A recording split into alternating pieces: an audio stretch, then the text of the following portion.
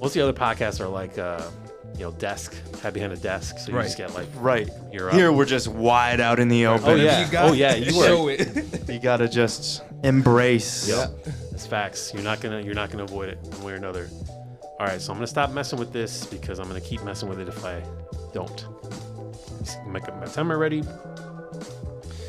So we'll see based on the vibe because it's 6:45 right now. So we might just do one longer episode. Yeah, let's do it. Based on how it feels. Yeah.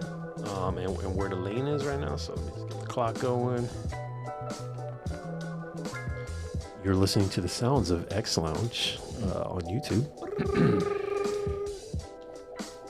Plug. What I like about it, because it always works, it's very good at like, I don't know what to play right now. Excellent. Background music, done. Right. Works. That's why it works. Let's go. Sure. All right. Here we go, gentlemen. Suck it up. All right.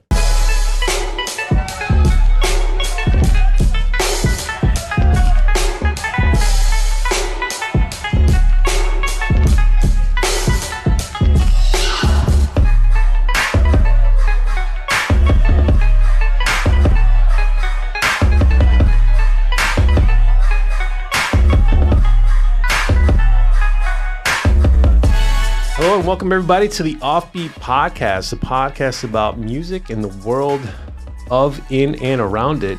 Eddie Saturn, looking handsome over there. How are you doing, brother? Doing good. Doing real good. Awesome. And over here to my left, we have... He didn't want to introduce me, so I introduced myself. Sandy with an X, remember that? X is looking handsome too. I'll say it. You know what? Got you. You know what, guys? Why don't you both just go have a ham sandwich? My name is Rick, and thank you guys so much for joining us today. I'm just sitting here casually. Today we're joined by the one and only Donny Darkpop. How's it going? Been name dropped here multiple times by your boy have Eddie I? Saturn over here. Absolutely. I guess my reputation precedes me. Yeah, it's true. You're here. As I said, he's not as handsome.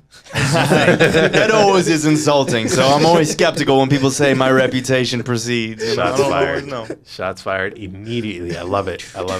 I do want to backtrack just a smidge because game has to respect game. So from one vest aficionado to another, I would like to commend Mr. Xander for the beautiful, high-quality vest that you're rocking today. Thank you. Now he's giving me shit. Listen, game respect game. I understand. You know what I'm saying? So I appreciate that. yeah. By the way, I like your shirt. Oh, Who is this- that for? I mean, who is that by? I'm sorry. this little piece right here. Let me close the laptop so people can get a really good look at this. This is a little piece from Changed by Lulu. Nice. Nice little Instagram plug right there, Changed by Lulu. A little bit. A friend of the show. You know. Gotta have him here soon, too. Yeah, absolutely. I think he'd make a great guest when we're talking about music. We're talking about pop culture. We're talking about all things social media. And once again, thank you very much for the beautiful studio space we have here. 413 Zone. Full Frame Media. I got to get it in there every single time. Every single time I'm going to get it in there. You know what I'm saying? So, Jake, right? Correct. Yep. I felt like I earned the right to call you Jake. Oh, absolutely. Absolutely. We recorded, one, maybe two podcasts? Definitely one, but maybe two. I think there were two over the course of it, because one of them was like very early on with Monsoon kind of stuff. I remember Andrea and Tim. Mm-hmm. And then the second one was actually at Monsoon. The first one is at Andrea and Tim's house. Yeah, that's right. Yeah, so we're going back to the Monsoon podcast, or Monsoon Roastery podcast, which is still up. You can get there. I don't know that there's any new episodes, but they're all there archived. If you search on Spotify, you can find those episodes. But there was a whole like lost episodes situation where there was like a hard drive situation and some data got lost, unfortunately. Ooh. Yeah. Man, the hard drive situation, I always back my shit up. Because Back that oh thing man, can you imagine? Just I don't even want to say without knocking on wood, but just losing the amount of, especially, I don't know, for a podcast, of course, that is not a good thing to lose that. Mm-hmm. But as a producer, as somebody who's working on music, like, I don't even know. That's not even something I would want to consider of losing Hard to losing say. art. Ooh, Yeah. that's scary. I mean, it is terrifying, and I think this is your daily reminder to back your shit up. Back your Because shit up. honestly, so like a quick sidebar, and then we'll go back. But I was in IT for a long time, still in technology, but the amount of offices that I would go to, who I'd be like, so you guys have a good, backup system? You guys have some sort of like, regular routine? Oh, yeah, like I've got this thumb drive over here. We do it every other week. We just pop it in there. And I'm like, it's your practice. Like, this is your bread and butter. If you lose all of this data, like, what are you going to do? Oh, you don't have x-rays anymore. You don't have your patient demographics anymore. You got paper. Hopefully you got good paper records. But if you don't, you're completely SOL. So, yeah, I don't think there's enough attention given to backing up your data. I know that's a really nerdy thing, but when it comes to music, tying it back, being able to have good backups of what your originals, like your like stems. Okay, so like that's like okay, good. We can do a deep dive on that actually. But like, what are the things that like if you lost something, like give me like top 3 things that you would die if you lost. Well, I mean, just any. So first thing would be music that I'm working on. For me, Yep. that would be terrible. If you lose your art, I mean that's just not a good feeling. But I also think that can be somewhat recoverable. But for me, I'm working with artists all the time, and to lose somebody else's art, I feel like would be even worse. Just because like if we were working on a track, and I don't even want to consider that possibility because it's not going to happen anyways. It's not going to happen anyways because I have a backup system in place. I'm always backing up anything that I'm working on with artists. But I think when if that art that you lost is not yours, that just makes it 10 times worse. You know what I mean? I feel that. Twice. That's worse. Yeah, it's bad. It's just, yeah. Like Yeah. software's recoverable. That's easy. Licenses, hopefully you have a backup of your Exactly, license. But like, the thing that you recorded that you only have one of. Like I absolutely feel this way about pictures. I've been using Google Photos for a long time now. Pardon me, to back up my photos. I take a lot of photos and videos. And so it's like, it's one of those things you don't think about. And I'm not like a tryhard where I'm like, let me do a data recovery test. Let me restore all these photos and make sure that I have everything. Like I don't go that crazy like some people do, which, corporate IT maybe you probably have to, but just trusting, I'm assuming cloud backup, local backup. Well, I've done some cloud backup stuff, but I mainly now, anything that I have, I work everything off an external disk, and then I back it up to another external disk. Nice. Okay. Yeah. Yeah. That works. Yeah, I think I will say though, because there have been moments. In fact, there was a track for Dork that we're currently working on, where you had originally recorded vocals to it, you put it on SoundCloud, and this was a beat that Charlie made, and so Charlie lost the stems for it. If you guys are not familiar with the terminology, stems just means all of the individual tracks. So your vocal track, your 808, your drum, your snare drum, kick drum, whatever, any of the individual tracks that you have, those are your stems. So if you have all the stems for something, it's really easy to take the vocals out. It's really easy to record new vocals over it. It's really easy to mix it. We didn't have any of the stems. We just had this demo version of it. And Eddie wanted to change some of the vocals, so we went through this whole multi-step process. See, if you know what you're doing, if you're good enough, you can recover that. And we ended up taking it. You did a absolutely killer job of taking the vocals out. I don't even know how this man doctored that shit, but Good job. good job, Eddie. And then I just went in there and mixed it, made it sound. At this moment, I think it even sounds fatter than it originally ever did. Yeah. And now we're good to go. We can put new vocals on it. We can do any of those things that we need to do. Nice. So I would say in certain situations, it's recoverable. And in other situations, you can re-record something and it's going to be different, but you can still make it great. But even still, optimal scenario, just don't lose your work. Back it up. That's Control S. Yeah, exactly. Yeah, exactly. I mean, seriously, Exactly. it can't be said enough. Well, thank you everybody for joining us on our Tech Corner, where we talk about IT infrastructure and data backup and backup recovery, et cetera, et cetera. So, Donny Darkpop, thank you so much for joining us here on the pod. My pleasure. On the Offbeat Podcast, a podcast Honored where we talk to be about here. music. Correct. And everything in and around it. So, yeah, man, I'm curious to know, like, let's kind of just, pull the curtain back a little bit. We got a little bit of time here. So tell me a little bit about, like, how it is that you got into producing. I'll kind of just give you just little nuggets. I got a couple different questions, but essentially, like, what was the thing that was like, you know what? I'm kind of good at this making music thing. Like, what inspired you to find that art or like that niche? Maybe just tell us a little bit story about that. Yeah, I found production through sort of a odd way into it, but it totally made sense that I ended up there. I grew up playing music. I learned the piano when I was young and started playing guitar when I was maybe 10 and was always playing odd instruments around the house. My mom was fantastic. She had like all these like percussion instruments in one of the things, and I used to like MacGyver them together into some sort of drum kit or whatever. I remember I had a box and I used to kick it for a kick drum, and I had a camping pad that I tied around a tambourine in order to make a snare drum. Nice. And I had some other like little hand drums I made around to make like a drum set. And I would kick the box. I didn't know that there was like such a thing as a kick drum pedal. Yeah. Mm-hmm. So I would just kick this box and like, yeah, so I had played, various instruments, and I dabbled in recording just a little bit when I was in high school. And at a certain point, I knew that I wanted to be a musician. Yep. So I figured if I studied music, that might be a way to go. And I ended up studying at the University of Redlands, and I learned a lot about a lot of music that was not particularly interesting to me. I learned a lot about opera music. Okay. I learned a lot about classical music.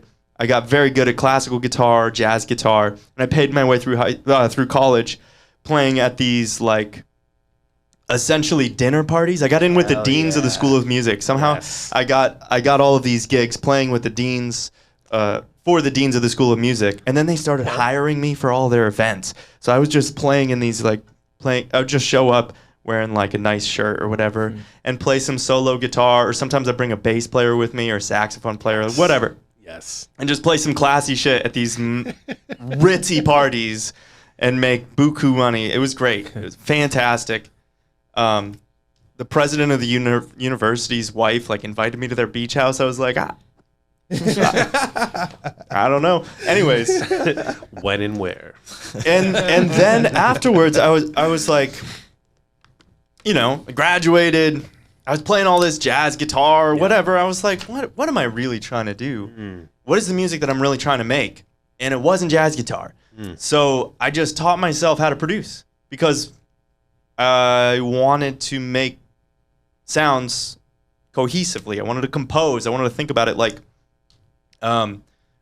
everything was an entire, everything was pieces of the whole. Yeah. And throughout my life, throughout my career, I've sort of ended up in some very interesting situations where I've had to teach myself things on the job, and I learned the drums that way. I got hired to play drums professionally when I did not play the drums, and I learned gymnastics that way too. I got hired to coach gymnastics.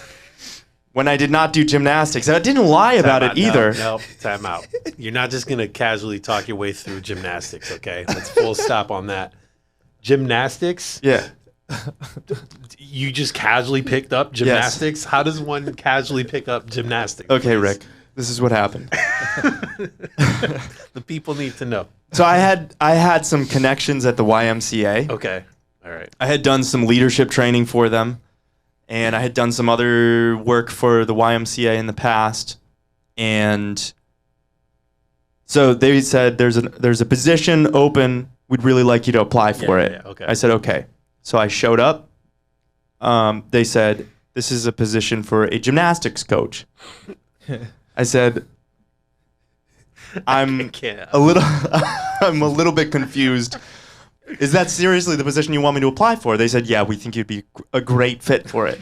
I said, okay, I'm going to be fully honest with you here. I don't have a day of gymnastics experience in my life. They said, it's okay. We want you to apply anyways. All right. I said, so okay. They believed in you. Okay. Okay, That's fair awesome. enough. I show up to the interview. They say, so tell us about, do you have any gymnastics experience? I said, nope, I don't have any gymnastics experience. I did Taekwondo when I was a kid until I was 13. They said, okay, you're hired. And so for the most part, it was pretty solid. Okay. My training consisted of, I don't want to, this makes the YMCA sound bad, but the YMCA is a great place. You should definitely keep going there. Keep bringing your family there. Fantastic place. But they did hire me with no gymnastics experience. For the most part, though, like the beginner classes, I was well equipped to handle those. Like most of those were like 3-year-olds, 4-year-olds. They're just excited. Well equipped. Absolutely, yeah. I can do a bear walk. I can you know what I mean? Like just like get them doing some flexibility things, have fun with it, make some, get them active. Yeah. They have a big trampoline, jump across the trampoline, teach them how to stick the landing. Okay. Ta-da, easy. Yeah. Easy stuff. The parents are there. It's like we had a grand old time. That was awesome. Super fun. But then they also paired me with a co-teacher who was great at gymnastics, not very good at teaching. She was like 16 years old and more into her boyfriend's truck and the parties that she was going to, high school parties, whatever, getting into some mischief. Yep. And so they basically had her on board in order to do the heavy lifting of the gymnastics, and they had me on board in order to just facilitate the classes well. Be the adults. Exactly. Yeah. Which was all well and good until she started not showing up to the shifts. Mm-hmm. And then I was stuck being in a position just I don't actually know how to do anything. Wow. I know how to do I can do a pullover. I can do a back hip circle. I can You could say anything right now, and I'd be like, yeah, totally. I could do the basic somersault and whatever. I'm agile, but I'm not a gymnast. So it became a problem, and I had to resign from that position after about 3 months because I just was in a position where I was literally going to hurt myself if I tried to demonstrate any of the moves, and my co-teacher just wasn't really showing up for the job. So Man. yeah, so that was another position where I taught myself on the job. Well, I'm sure it was a big loss for the YMCA when you resigned. I'm sure they were devastated. Oh yeah, that they lost your gymnastic abilities. But yeah. So going back, so you taught yourself gymnastics, and then you mentioned you're a random pickup drummer. You're like, yeah, I'm just gonna pick up the drums real quick. Yeah, that was some years earlier. When I was a sophomore in high school, I got a job drumming on trash cans and buckets at Six Flags New England in a group called the Trash Tones. It was great. Fun. Yeah, I learned that better than I learned gymnastics. Sure. That one was a little bit more.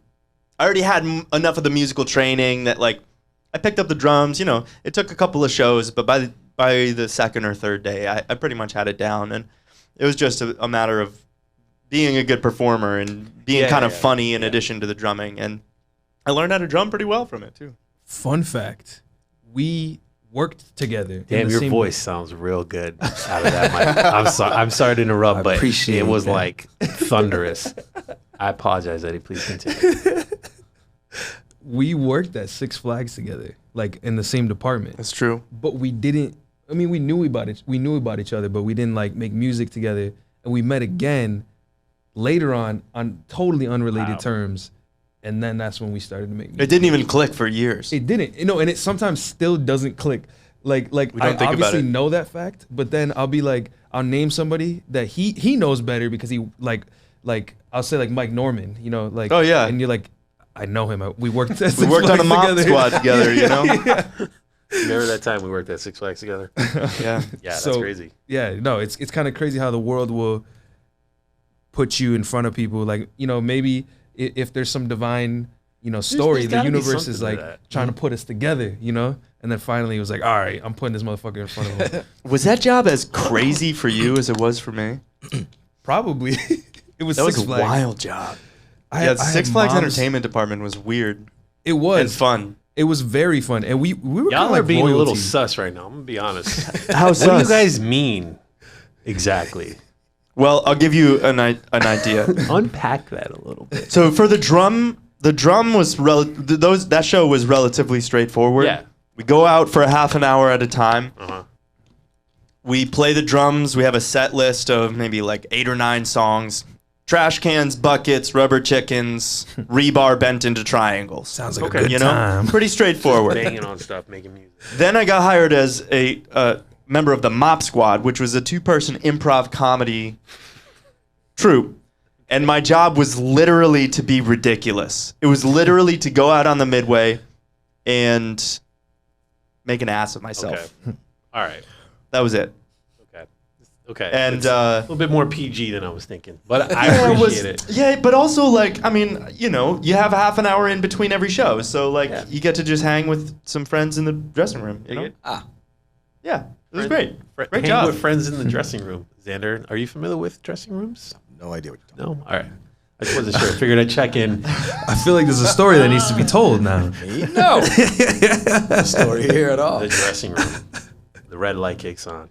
Exactly. Anyway, but yeah, all right. So appreciate the backstory there about you know, just the history of kind of where you started from and kind of the origin story a little bit. When you bringing me back a little bit when you're talking about playing like trash cans and stuff. Like I remember, I forget the name of the movie. It might have been Sister Act. It might have been Sister Act. Where there's the opening scene while they're rolling the credits is a dude in New York at the time, kind of popular, who was drumming on like a 5-gallon bucket and making just sick, just nice rhythm. You know, just it was great. It was great. And so I'm like, I can totally do this. I grew up playing the drums, or whatever, but I never tried that. And so when I started kind of fooling around with that, I'm like, okay, you could make a case for this being like a legit, like, you know, street performing type of deal. You know, I didn't actually street perform, but, you know, maybe, okay, technically, I guess you can call it alley perform. I grew up in South Holyoke I grew up in South Holyoke in a building complex, apartment complex, and the two buildings kind of faced away from each other. So in between the two buildings were the porch looking towards the other set of porches across the alley. And that was my playground growing up, basically. So that was kind of like where the community hung out, you know, like everything from grown folks selling drugs to little kids playing basketball and whatever, you know how it is. And drums on the bucket. So, yes, drums on the bucket. Thank you. So where you kind of alluded to this earlier, but you guys didn't do like a dive in. So at what point did you guys discover each other from like a musical standpoint, where you were like, hey, Donny Darkpop, produce my album? Like what was that story? Well, it started, there was this festival. We were both booked at this festival. There was like a yearly like indoor winter festival that happened at Hawks and Reed in Greenfield called the Hamp Get Down. And there were 3 stages. I think there was like hip hop in the basement. There was like live bands on the main stage and EDM happening up on the perch, the 3rd floor or 4th floor, whatever. And I was playing there with a band, and you were emceeing the live bands? Yeah, I was emceeing. I don't even remember if I had a set, but yeah. Yeah, and then we linked afterwards, and then we made a song, which was a fun fact. One of the first things that I've ever, one of the first like full songs that I ever produced. I had done some like things previously. Yeah. And this was just as I was like, I'm gonna get more into production. And we produced a song with Dane. We wrote a song with Dane. I remember that. This is something I've spoken about this previously. I don't know if we've spoken about it on the pod, but music as a language, right, is this very cliche thing to say, but like there is a way, there's like this extra language that happens amongst musicians or artists where it's not words, it's like a feeling, it's like an energy, chemistry, where you pick up what the other person is putting down, metaphorically and audially. Yeah. Definitely. Auditorially. Is that it? Is that it? That sounds right. That sounds right. That sounds right. Thank you. That's why I stopped. But that part about musicianship fascinates me. ability for people to just have that language that's not words. It's just, I'm looking at you, and because you've spent so much time in the studio together, you already know where you were going to go. You knew that I was going to play this note instead of that other note, you know, or like there's Shannon might know about this, but like, you know, ending a song on the 4 and just like holding it there, you know, just like lingering there, and just like dumb stuff like that all the time. I don't know. I enjoy that part of making music specifically. Yeah. But I have a take on that, on what you said. It comes down to, okay, so the way I think about music and the way that I'm also a music educator. So the way that I break it down for students, I'm always talking about 2 pieces. There's the art and the craft. The art is all of the inspiration. It's all of the things that you're talking about like it's almost like difficult to express the art. Yep. And then there's the craft, which is like the technicals. Here's, if you're learning the guitar, here's where you place your fingers. Here is how you construct a groove on the drums that moves people forward.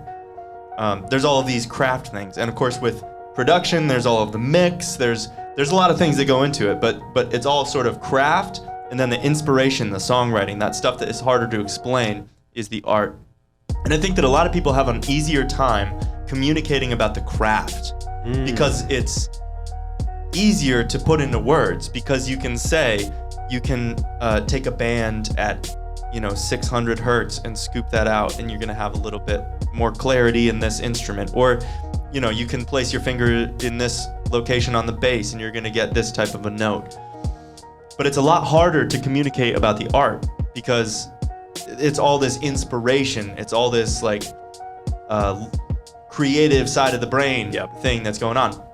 And Eddie and I have spent a lot of time specifically, especially for Dork, more so than for anything else, but we had a whole background of communicating in references and communicating about certain sounds that we were going after. But particularly for Dork, we spent probably 2 months, at least 2 months, doing nothing but listening to music and breaking down.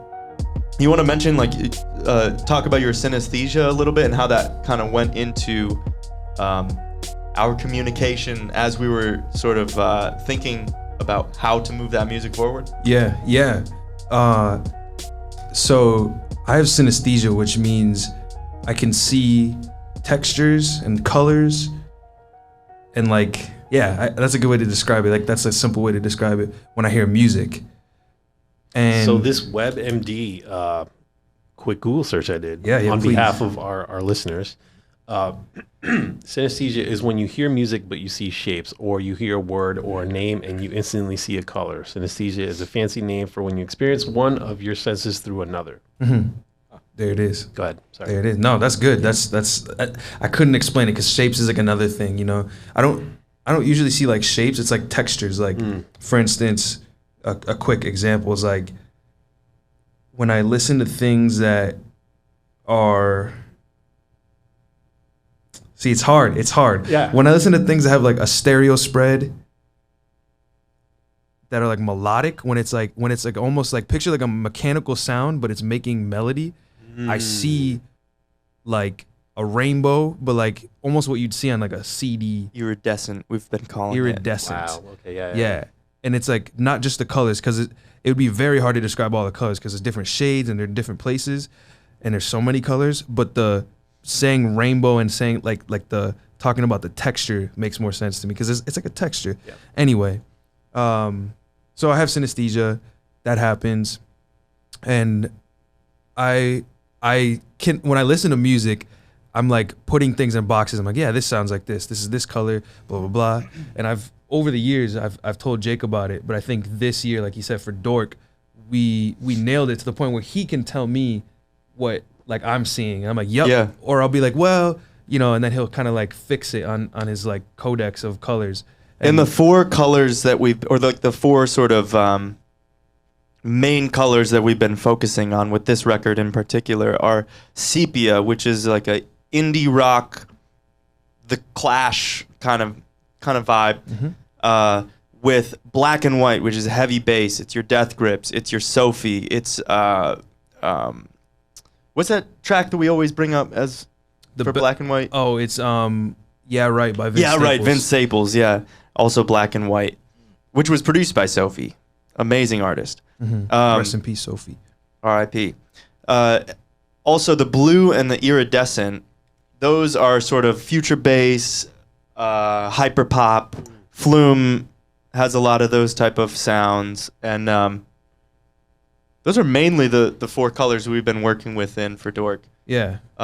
Yeah, we spent a long time. I listened to a ton of music in order to like understand these references, because otherwise, like, I'm going for Black and White on this song. Doesn't make much sense, you know what I mean? But in a certain way, like in a certain way, it's a really beautiful way to communicate about the art side of the equation. When it's much more accessible to talk about the craft side. Now we have a language surrounding the art and the ability to communicate around a certain thing. But even without the synesthesia part of it, I think the key towards communicating about that is references, like being able to understand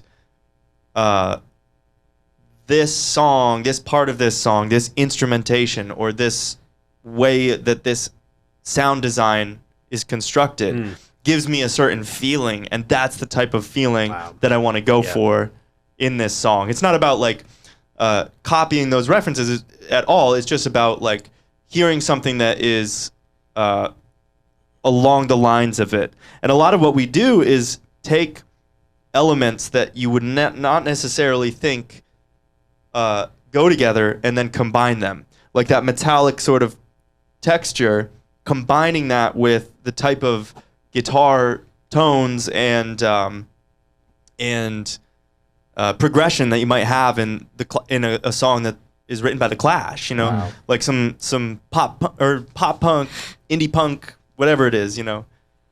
This is, honestly, like I really enjoy because it speaks to it's the extrapolation, or like the furthering of the point that I was making of like music is a language, feeling, you know, you can't really put words to it, but then when you apply texture or color or musical references found in other media or other audio media, whatever, being able to use that as a means to have like, okay, this is the alphabet that we invented to communicate what we're trying to say, because it is expressive. It's not, here's, you know, what time signature are we in for this track? You know, what's the BPM, whatever. You know, it's not the technical stuff. It's the feel, the how's it taste in your mouth when you listen to this, you know? Yeah. But yeah, I mean, listen, I really enjoy this. I mean, I love like doing these crazy, super nerdy deep dives. I'm sure we have a lot of people who are really interested in, you know, just music production, you know, and like what it takes to produce music. I know Xander and I, during our last pod, we kind of just were like talking about software and talking about, you know, knowing your tool set is important. But beyond knowing your tool set, it's being able to know what sounds good, like for the user, for like the listener on the receiving end, right? Because you can have an idea and maybe it sounds great, but like, what does that mix sound like when you're finally mixing that, right? Like, what's the, you know, maybe you got a clean take, but the mix was trash. Yeah. Throw it all in the garbage. If the mix is trash, I don't want to hear it, right? Nobody wants to hear that. I mean, some weirdos do, but you know, so like, is that also part of your craft, is like dialing in like, you know, audio mixes and doing the, what do you call it? The master, like what the final version is? Yeah, I kind of have a policy. It's not like a hard policy, but I try and get everything 80% of the way towards how it's going to sound before I move on. Like if I'm mixing, or if I'm recording a guitar, by the time I move on to recording the next instrument, that guitar is going to sound at least 80% of the way towards how it's going to sound in the final mix. Because I feel like mixing as you go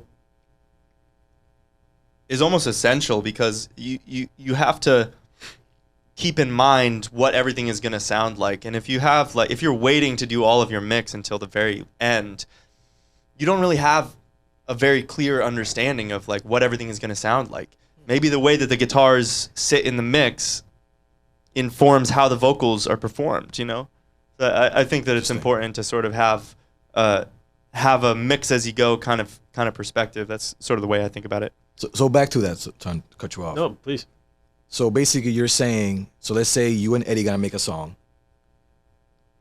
You guys, you said you sit down and you listen to a lot of music before you start working on a song, on music with Eddie. Mm-hmm. So basically make sure here. So the process was, let me listen to music first. We're not doing anything about the project. We're gonna listen to the music, about the feeling that we're gonna put into the project. So after you guys listen to all this music, you start picking out samples and doing drums that you might use for the project, or then or do you go, all right, let's start and we'll figure it out as we go? It somewhat depends. It does. I think the latter it sounds like the most like what we did for Dork, because we spent like a whole month shopping that like bass minimal sound that for the song Dork, for the title song. Yeah. And then we got it. So like and there were probably 4 different versions of or 4 different slight variations on the idea we were going for before we ended up with that track. I also think, to sort of answer your question as directly as I can, mm-hmm. I think a lot of the references that we have, we've spent sessions and we've spent hours specifically cultivating. So now it's not necessarily that we're listening to a bunch of songs in the session itself. Mm-hmm. It's just we know because of those references, we have that collective language and we can address it. A lot of times you'll come in with an idea of what you're looking for, and you want a song that has guitar with a metallic sound, or that you're looking for something that is black and white and has that heavy bass, and so I've cultivated a lot of different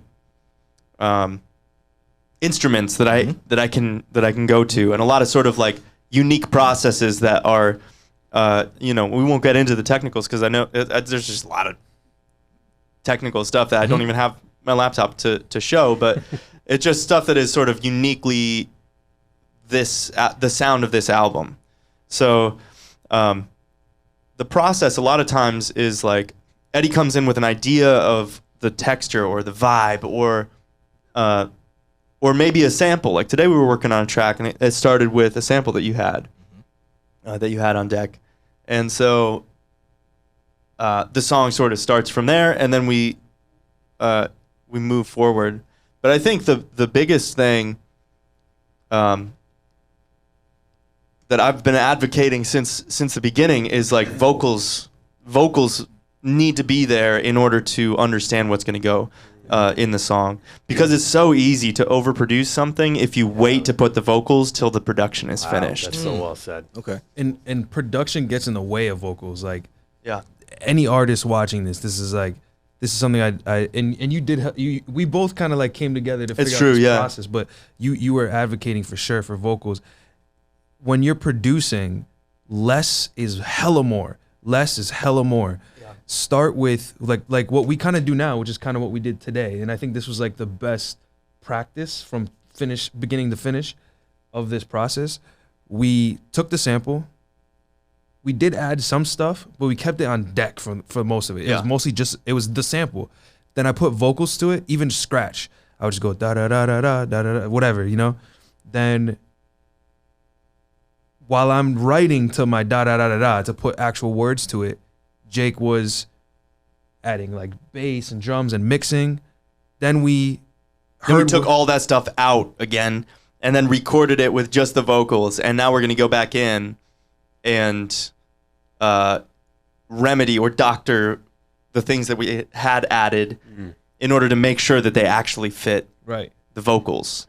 And the reason why I'm explaining this process is because if we had too much, if we did everything with all the elements in it, it would be very hard for me to go back in with the same like vibe that I'm trying to go for, because the sample and the melody, that's really all you need, right? Start there. It would be hard for me to keep going back in if there's things in the way, like drums and bass and other melodies.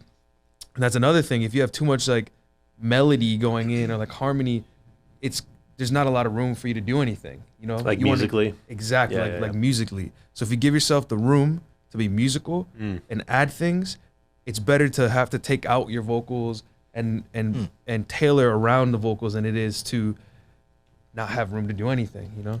If that makes any sense. No, it does. And that's actually, I like what you guys are talking about. I never heard about this way. This is very unconventional. Because usually, especially when it comes to hip hop or rap, is there's a beat, go lay down the track. So you sit down, you go, okay, now let me hear the beat again. And now you have something, all right, let me get on the booth. And then they just rap. Right. Yeah. So I never heard about this way of making music, and it's very interesting. And I actually like it, especially like when you were talking about Eddie comes with an idea. It sounds to me, you can correct me if I'm wrong, that you already have a good amount of sounds that you have made prior. It's like, oh, I got something for this, and you already know what you're gonna put in there. By the sample he brought in, it was like, I have some stuff that I can actually go well with this that I already worked on before. Yeah. So. Yeah, a lot of times it works like that, yeah. Yeah, and we have certain drum kits that we gravitate towards. We have certain synth patches that I've made. I do a lot of things with a synth called Omnisphere, which is just like a very powerful synth that you can do a lot with like sample-based synthesis. So basically, I'm using a sample but modulating it or affecting it with attack, decay, sustain, release like you would with a synth.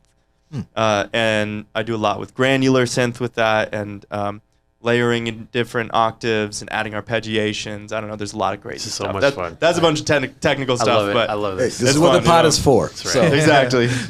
Y'all are getting a heavy dose today. Omnisphere is powerful, though. It really is powerful. Well, listen, man, I really do appreciate going down the rabbit hole on all this stuff. Like, I mean, I personally find it fascinating. Hopefully our audience also finds it fascinating. One thing our audience did not find fascinating was our brutal take on the Beatles. Xander, I understand right this way. Okay. I understand that you might have received a little bit of heat on that last Paragraphs. Catch me up to speed in Okay. very quick. Yeah. So we had it was a 2-man show last time. Eddie was doing a show. The Beatles. Rick brought it up. did. Just to be clear, he doesn't like the Beatles at all. He thinks they're I believe I said they were trash. Oh, man. Just in case. I concurred. forgot. Actually, I doubled down and attacked the Beatles.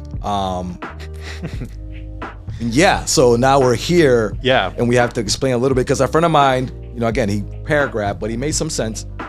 The first thing that he said was they cannot be considered a boy band because they play live instruments, which is true. So Fair points. that's the first thing that he said.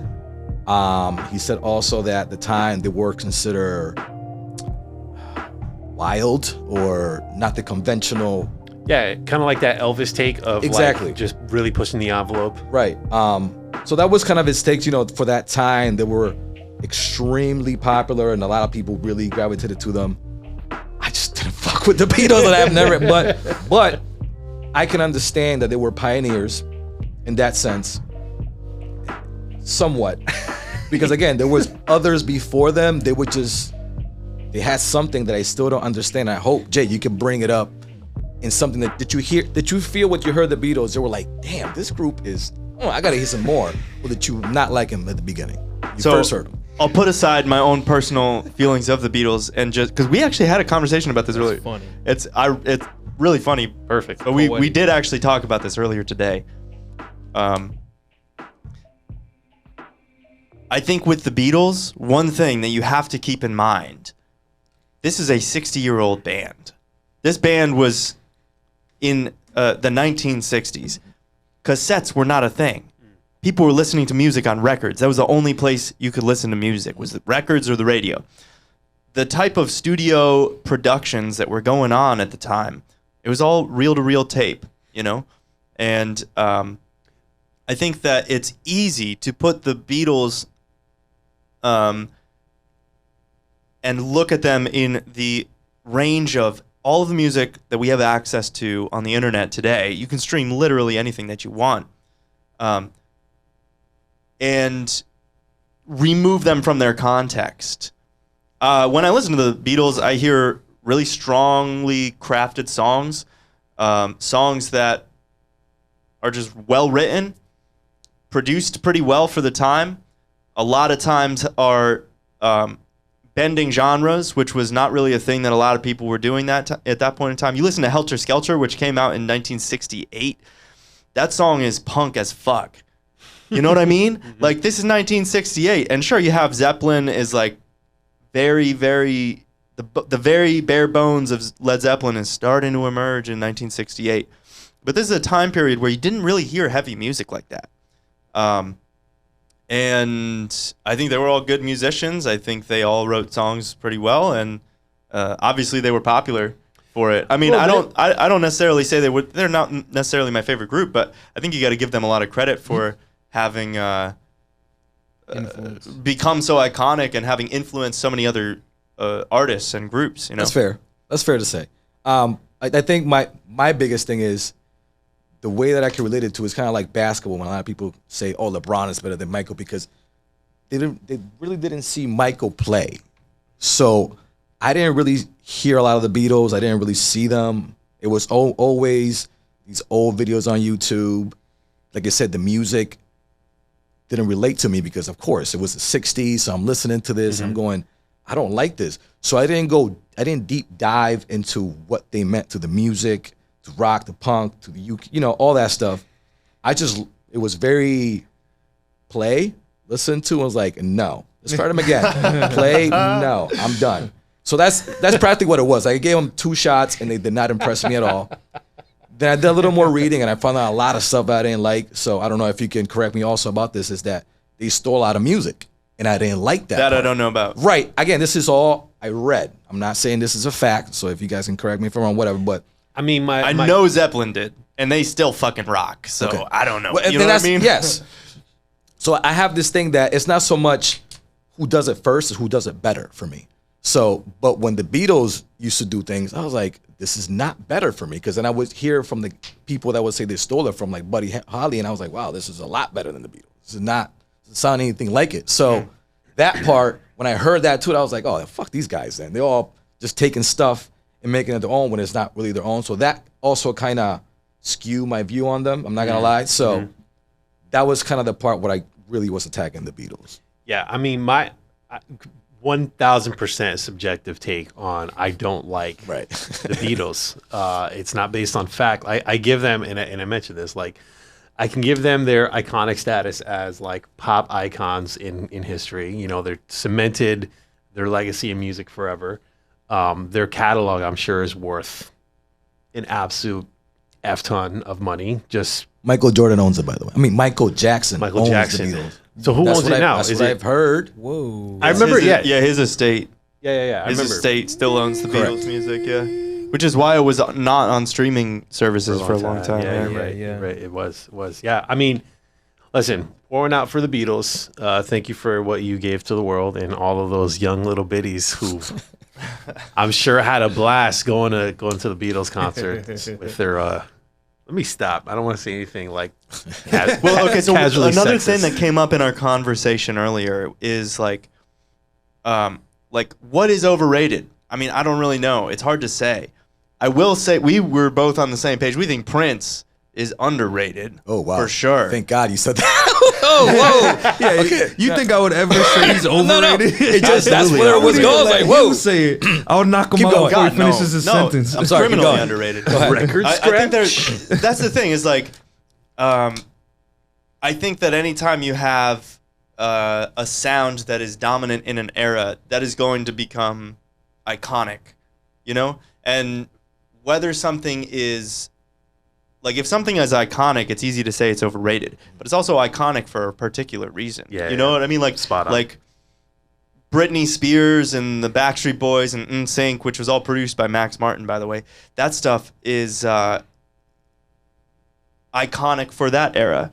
You could say that is overrated. Some people were going to argue that it's underrated, like whatever.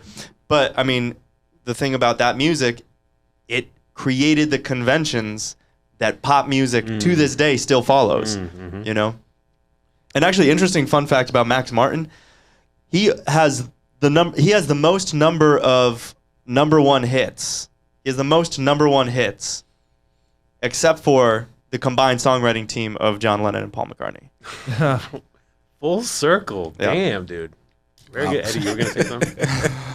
I was going to kind of explain, because I'm the one that brought up that the Beatles are overrated. I didn't realize he said they were trash. I put it in big, bold letters. Yes. That's a super hot take.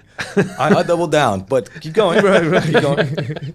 So my argument is more based on their overratedness, which I think means when you have people simply, because, okay, I'll say this first. You can be bad and overrated. You can be good and overrated.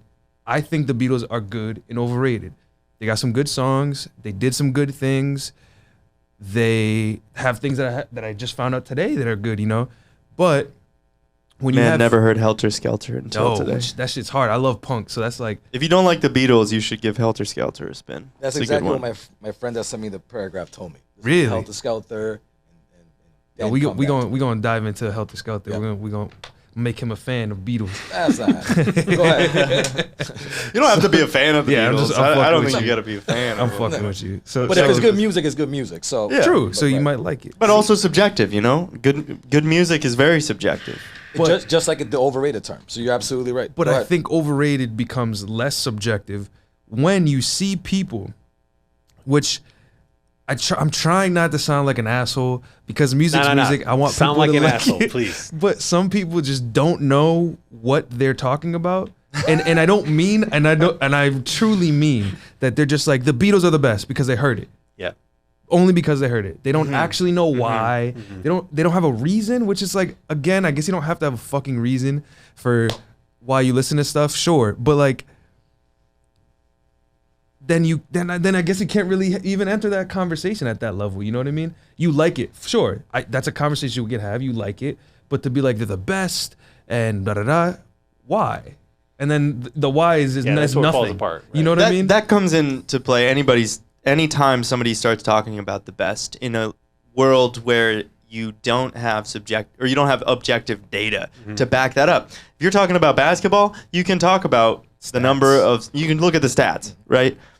And even the stats can be subjective because of technology increases, whatever. You look at Eliud Kipchoge running a marathon in under 2 hours, and they take that away from him because his shoes have carbon fiber implants that are springing him forward and making it easier for him to run fast.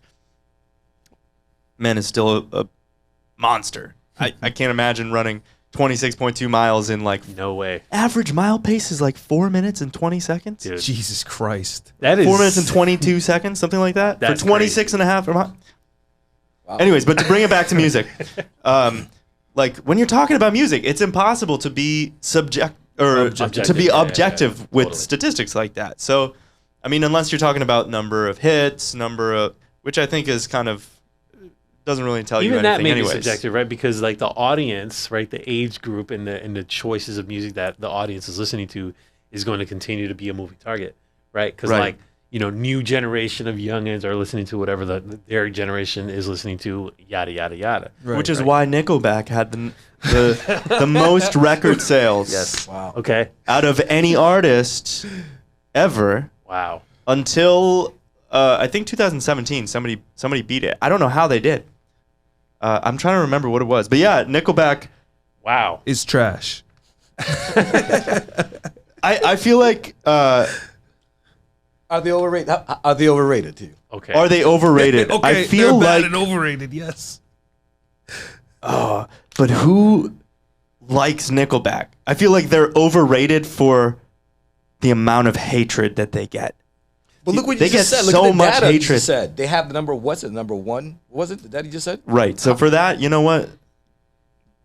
I mean, I don't give a fuck about Nickelback. I'm not going to say they're good, you know? No. What I'm trying to understand here, because you guys are going back and forth, is what is overrated?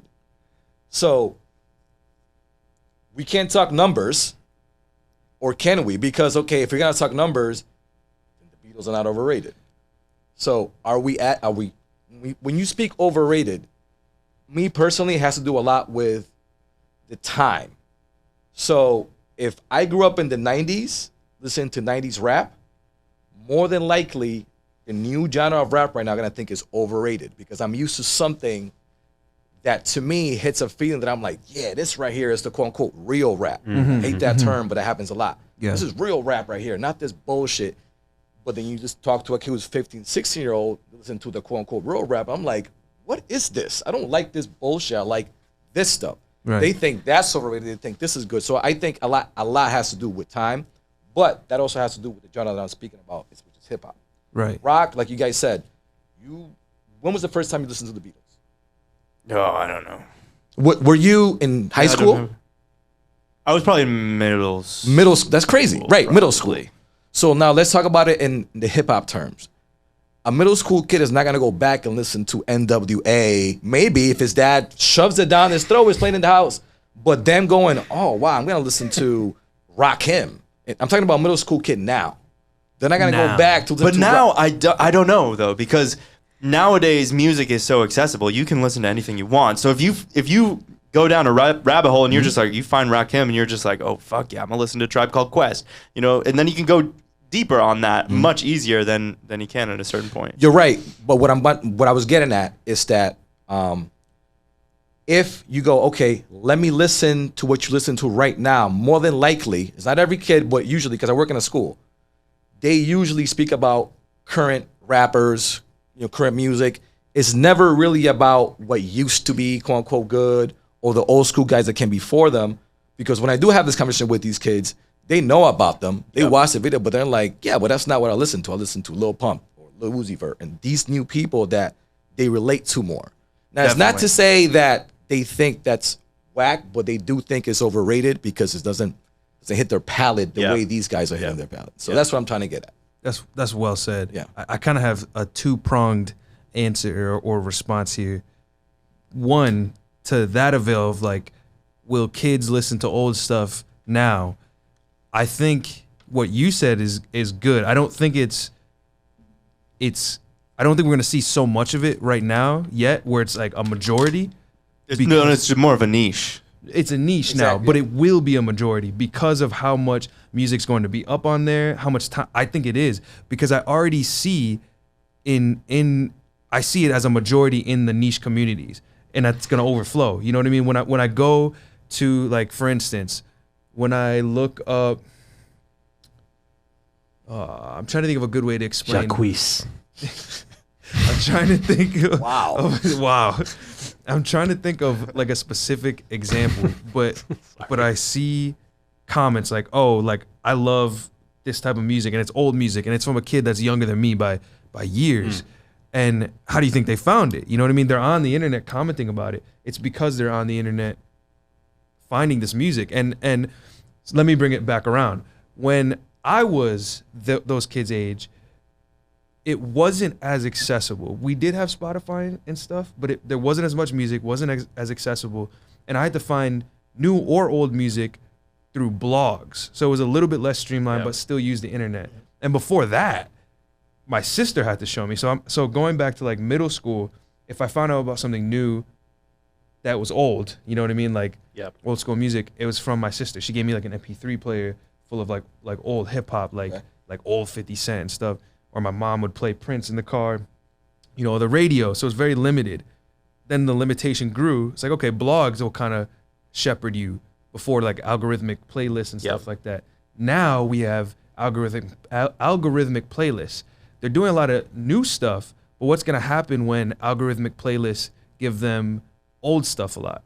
I think that amount of kids, like young kids at the time, is going to go up who's listening to old music. Does that make sense? Yeah, but it's the same as like kids that were listening to Rock 102 when we were in middle school, high school. I think that's going to remain to be prevalent, and there's going to be a certain pocket of kids who are interested in older music and get into a niche. Like maybe they get into 80s rock for some fucking reason. I don't know, like the best genre of all time. Yes, fantastic stuff. But okay, I guess like I don't think it will ever become the mainstream because today is always more important than yesterday. Correct.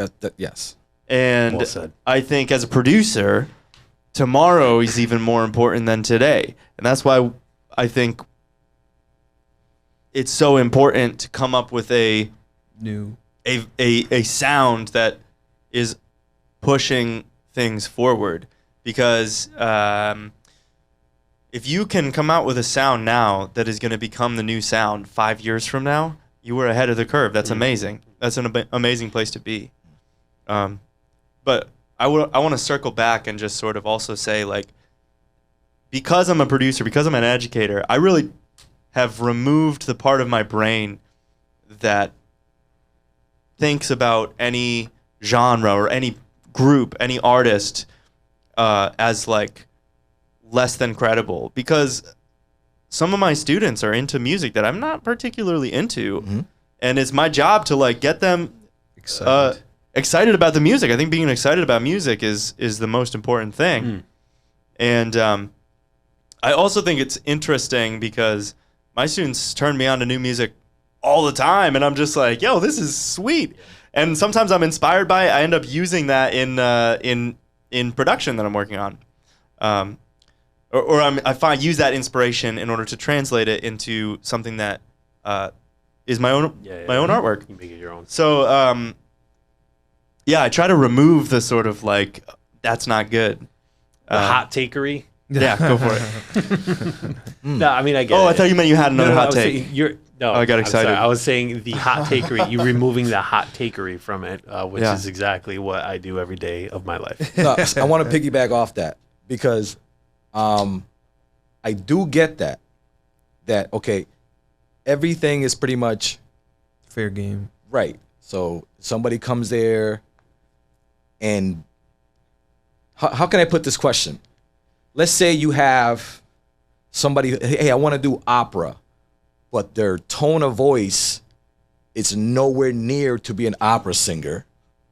They don't know how to do, how to be an opera singer. They don't have no idea how to do it. Like you said, you went in there, you know how to play a drum. They were like, yeah, sure, go ahead, go for it. It's very similar to that. It's like, you want to be an opera singer? Let me hear you. You go, whoa, you're completely not over near.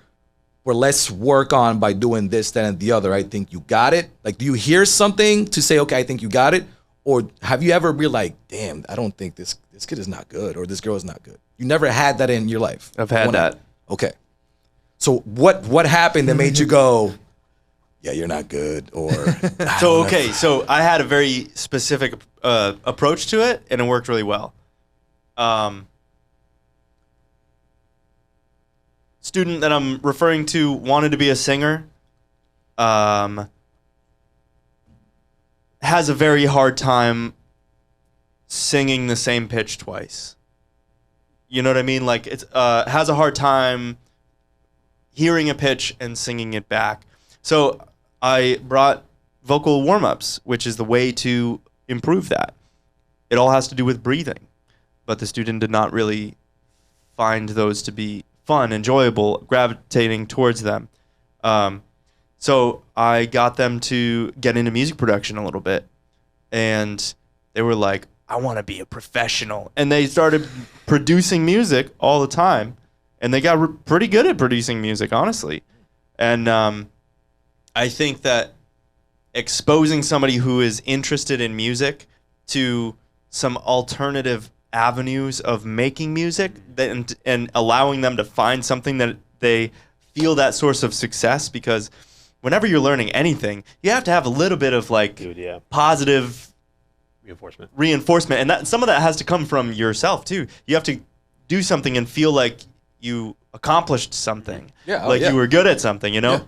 That was the only situation that I've had for that. Otherwise, I've had something I encounter a lot is like students who are nervous playing in front of other people, and even if it's just me. So I for that, it's a little different. It's more just like, no, I know you can do that, right? And I can encourage you in order to get you to a place where you feel more comfortable, But yeah, I feel like for in that other instance, it was an interesting situation. Okay. But in this particular situation, it worked. So, yeah. So you didn't destroy a child's future. Not as far as I'm aware I of. tell them they were trash. Ringo Starr, you're trash. Give me those drumsticks. We're gonna put it up right on the refrigerator. Well, he was. Sorry, I don't want, because now you're saying that he was told that he was trash plenty of times as a drummer. By the other members? No, by the band? Clyde Davis. Oh, okay. He said, "You suck." Let me teach you how as a real drummer. And he was like, "Man, I forgot who the drummer was." He was like, "Yeah, he's really good." I was like, "Yeah, he is really good. You suck." So There was a rumor going around for a while that a lot of the Beatles' drums were actually recorded by Bernard Purdie. that's what I read. See, again, I don't know. I don't know, but Again, I don't know. but Brown's at the drummer. same time, see, I have a particular take on like studio musicians. I don't have a problem with it because I prefer to listen to Pet Sounds the way that it sounds now, as opposed to if the actual Beach Boys played that record. I want to hear Carol Kay play the bass. She slaps. She's amazing. You know what I mean? Like, I want to hear those studio musicians play on that record because That's what made the record. those, it makes sense for the day that's too. their Like, lane, man. Like that's their craft. Like I Yeah. am a studio musician, and therefore I'm going to slap this bass. Exactly. You know what I'm saying? Like bring the heat to it. can you imagine if everything, like all the Motown, if James Jamerson did not play or write like the bass lines on all of like the Jackson 5. Man. So like, I Want You Back, that bass line, that wouldn't have been there if there was another bass player. It would have been some other bass line, maybe it would have been as iconic, but Would have been different. but studio musicians, like, that's what they did day in and day out, and music of that era sounded really good because they were pros at recording to tape, So good. you know? So good. valid. Well, You had a guys, question? No, I was just gonna try to bring it home. I mean, I feel like we've had a wonderful, wonderful dialogue here with a man, the myth, the legend, Donny Darkpop. Thank you so much for joining us here on the couch. I'm honored. Appreciate it. Where can the folks find your stuff? You can find me anywhere on social media at Donny Darkpop. I'm also running a music production course in East Hampton coming up in these next few months. So if you're interested in learning about music production, learning how to produce music yourself, you can contact me anywhere in social media at Donny Darkpop, or you can email me at info@donnydarkpop.com. That knowledge is priceless, I promise you. I've learned a lot from this man. Word. Well, we'll make sure to link your socials in the description. Eddie, do you have any shows coming up you want to plug? Yeah. I got a show on the 14th, May 14th. That's going to be pretty big at a new venue in Amherst called The Drake. That's a good name for a venue. Isn't The it? Drake. The Drake. I kind of like it. Maybe a little biased, but whatever. It's all Do good. you also do something on Sundays, I believe? Oh, this man. Love these guys right here. So every Sunday I stream at 10:30 on Instagram, and it's a cool stream. I'm really proud of it. PM? 10:30 p.m. Yeah, do not go in the AM. I'm gonna be asleep. You're gonna catch me sleeping on the screen. So I stream every Sunday, 10:30 p.m. Next week I'm playing video games, so you're just gonna watch me play. We're gonna have some fun riffing. And then next month, I'm gonna be putting up a schedule for what I'll be doing. Awesome. That way you guys can kind of be like, oh, I'm gonna watch that one specifically. Word. Zan, you got anything you want to plug? Nah, man, just, check out XLOUNGE, the page that I'm doing with Rick here, my bro. We go from there, man. We're gonna keep pumping out some more playlists. And we definitely gonna work here with my guy, Eddie. We'll be working here with him and Jake this upcoming summer. We're gonna be hitting the streets very, very, very hard. So please stay tuned for all of our shows that are coming up. Hell yeah. Very exciting, guys. Thank you so much. Once again, big shout out to 413 Zone, Yes, sir. Full Frame Media for the studio, for all your studio needs. Guys, have a great day. Take care. Thanks for listening. We'll see you guys. Take it easy. Peace.